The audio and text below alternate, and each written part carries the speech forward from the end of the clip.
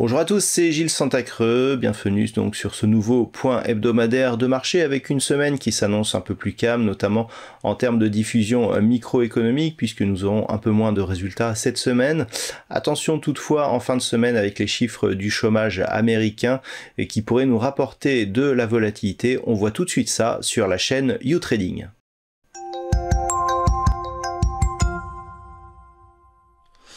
Voici donc le point de marché pour cette semaine qui débutera le lundi 1er août 2022. Et nous allons commencer tout doucement lundi avec donc en Chine, le PMI manufacturier qui sera dévoilé durant la nuit, donc tôt dans la matinée. En Europe, nous aurons là aussi le chiffre du PMI manufacturier ainsi qu'aux États-Unis durant l'après-midi. Mardi, nous aurons en Australie les taux de la Banque centrale d'Australie qui seront donc dévoilés là aussi durant la nuit, donc tôt le matin. Du côté des États-Unis, dans l'après-midi, nous aurons le rapport Jolst. Du côté résultats d'entreprise, Bouygues dévoilera ses résultats en France, alors que du côté des États-Unis, nous aurons les chiffres de Airbnb et de PayPal. Mercredi, du côté de la Grande-Bretagne, nous aurons les chiffres du PMI des services, alors que du côté des États-Unis, nous aurons l'indice PMI non manufacturier de l'ISM. Nous aurons aussi les stocks de pétrole brut. Du côté des entreprises, en France, nous aurons les résultats d'AXA, Société Générale et de Veolia, alors que du côté des États-Unis, nous aurons les résultats d'eBay.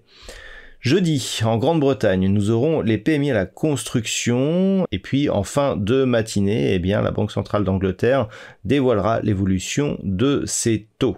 L'après-midi, du côté des États-Unis, nous aurons les chiffres du chômage hebdomadaire. Côté entreprise, nous aurons les résultats en France de Crédit Agricole, alors que du côté des États-Unis, nous aurons les chiffres d'Alibaba, chiffres qui pourront éventuellement donner une certaine volatilité sur les marchés.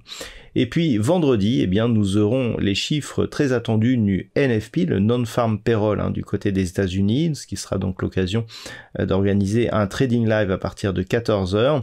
Du côté du Canada, nous aurons les chiffres du chômage ainsi que l'indice PMI Ivy. Passons maintenant à l'analyse technique des principaux actifs du marché pour cette semaine, avec donc une hausse enregistrée sur le CAC 40 qui a permis le franchissement ici de ces deux résistances, à savoir celle des 6100 points, celle des 6250, zone intermédiaire, et celle des 6368 points. Donc on est ici sur une dynamique relativement forte, un RSI qui se rapproche de sa zone de surachat, des histogrammes du MACD qui évoluent là aussi toujours en dynamique haussière.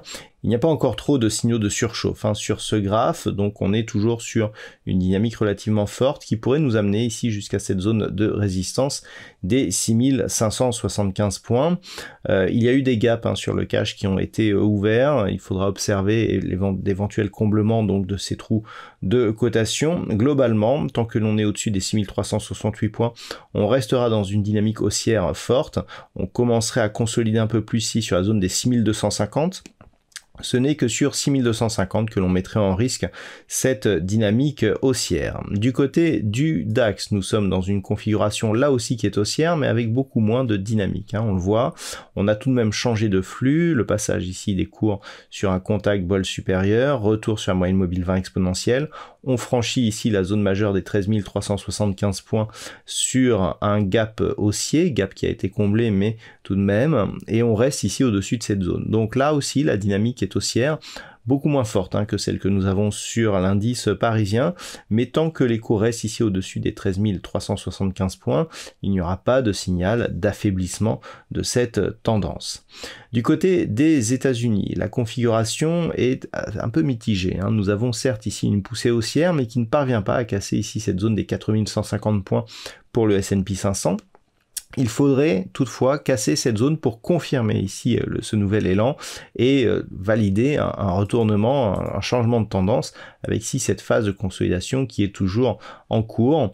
Pour cela, il faudrait casser ici cette zone de point haut significatif pour définitivement donner une impulsion haussière sur ce marché américain. Donc la zone des 4150 points, précédente zone majeure, sera à surveiller car son franchissement sera un préambule justement à une possible cassure de cette zone de points hauts significatifs que l'on peut évaluer autour des 4200 points.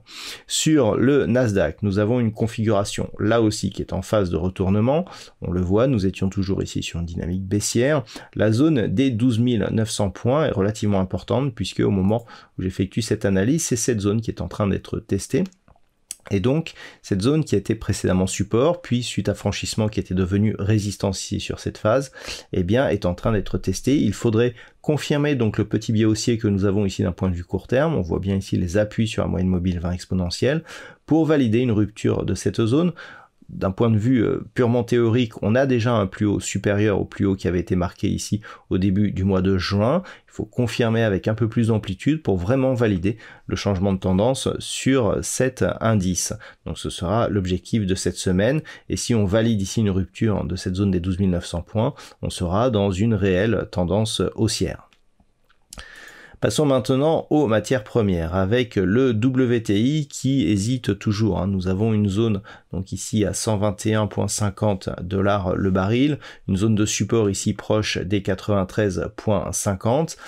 On a testé d'une manière assez agressive cette zone la semaine dernière. On n'est toujours pas sorti d'affaire sur le WTI puisque on voit que les cours, même si la zone des 93,50 ici n'a pas cédé, on voit que l'on est toujours sur des contacts sur la moyenne mobile 20 exponentielle qui agit comme une résistance. Donc on est toujours sur des signaux qui semblent baissiers.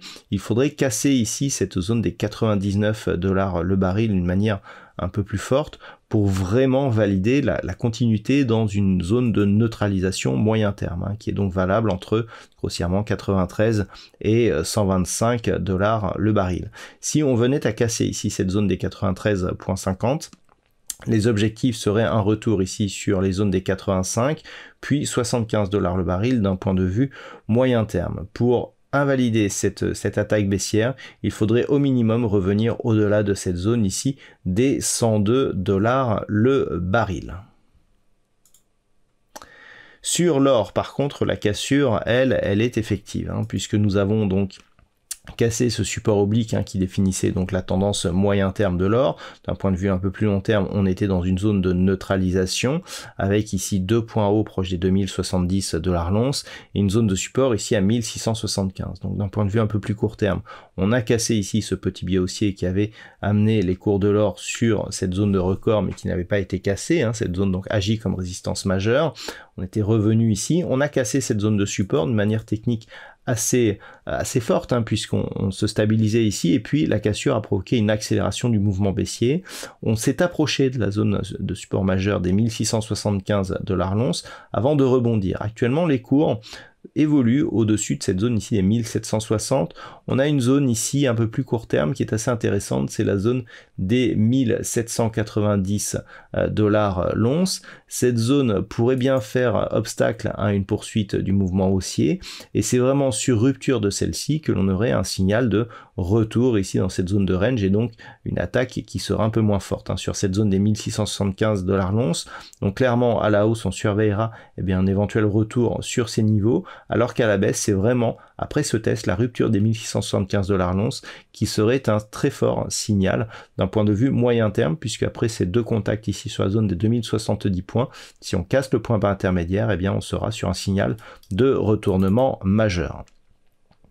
Passons maintenant au marché des devises avec la paire de devises euro-dollar qui est venue tester ici la zone de parité avant d'effectuer un rebond technique. Ce que nous pouvons toutefois constater, c'est que suite à ce contact ici, à cette attaque sur la bande de Bollinger inférieure en unité de temps daily, on évolue toujours plus ou moins sous la moyenne mobile 20 exponentielle. Il y a une attaque qui est en train de se développer ici, mais la paire de devises euro-dollar restera baissière tant que l'on sera globalement sous cette zone ici de support majeur des 1.0360. C'est une zone de support qui n'avait pas été franchie depuis une vingtaine d'années.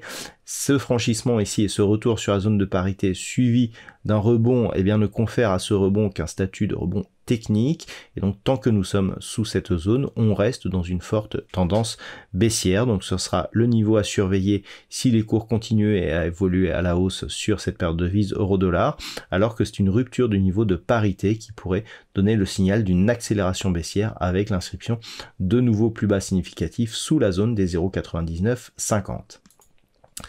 Sur la paire de devises livre sterling contre dollar américain, l'attaque très agressive de la zone ici des 1.20 ne semble pas avoir donné lieu à l'accélération attendue. Donc on est repassé durablement au-dessus de cette zone, on se dirige désormais vers la zone des 1.24. On a ici un niveau intermédiaire qui pourrait faire office de résistance sur la zone des 1.2320. Pour l'instant, on est sur une dynamique haussière qui est confirmée. Vous voyez ici, on était bien sous la moyenne mobile 20 exponentielle qui agissait comme résistance. Ici, on est désormais sur un contact bol supérieur, retour sur la moyenne mobile 20 exponentielle qui a agi comme support. On est donc dans un début de dynamique haussière qui ne donnera de conséquences sur la tendance moyen terme qu'en cas de cassure de cette zone ici des 1.24. Tant que nous sommes sous cette zone, le rebond est considéré comme purement technique d'un point de vue moyen terme. Et enfin, pour terminer, eh bien, parlons des crypto-monnaies avec le Bitcoin qui évolue toujours ici dans une toute petite dynamique de rebond. Il y a certes des tentatives ici de reprise haussière, mais qui n'ont pas de relais. À chaque fois, on a un petit retour ici sur la moyenne mobile 20 exponentielle. La moyenne mobile 20 exponentielle agit comme support d'une manière pas très puissante. On voit ici des enfoncements qui viennent chercher des niveaux encore inférieurs. Donc on peut dire que l'on est sur un mouvement de retour qui n'a rien à voir avec l'impulsion que nous avons connue, qui avait fait passer le Bitcoin d'une valeur proche des 30 000 à une zone ici proche des 20 000 $ pour un Bitcoin. Le rebond ici semble pour l'instant essentiellement technique. Il faudrait au minimum revenir ici sur cette zone de point bas qui se trouve sur des niveaux proches des 25 500 $ pour un Bitcoin pour espérer un retour rapide ici sur la zone des 30 000. Pour l'instant, le mouvement actuel ne nous permet pas d'anticiper un tel retour et on reste toujours sur l'influence ici de cette dynamique baissière avec en cas de rupture de la zone des 20 000 puis des 18 500 $ pour un Bitcoin, eh bien pourrait marquer une accélération baissière en direction des 15 000 $ pour un Bitcoin. Et enfin, on termine par l'Ethereum, qui a marqué un rebond technique un peu plus puissant, puisque nous avons testé ici la zone majeure des 1720 $ pour un Ether. Suite à cette attaque ici qui avait cassé la zone majeure des 1335, on est presque venu chercher ici la zone de support majeure des 950 $ pour un Ether. Là aussi, d'un point de vue moyen terme, on le voit bien lorsque l'on élargit un petit peu la vue, le mouvement actuel n'est qu'un mouvement technique. La zone ici des 1720 avait été support majeur sur toute cette phase d'évolution et actuellement cette zone agit toujours comme résistance. Donc on est sur un rebond essentiellement technique, même si d'un point de vue court terme, comme on peut le voir, la moyenne mobile 20 ici agit bien, ainsi que la zone des 1335. Donc sur l'Ether, il faudra surveiller cette fameuse zone des 1720 $ pour un Ether pour valider un retournement de tendance sur cette crypto-monnaie, alors que ce n'est que sur une rupture des 1335 $ pour un Ether que l'on pourrait repasser en dynamique baissière avec comme objectif la zone des 950 $ pour un Ethereum. Voilà donc pour ce point hebdomadaire, passez une bonne semaine sur les marchés. On se retrouve dès la semaine prochaine pour un nouveau point hebdomadaire sur la chaîne youtrading.fr.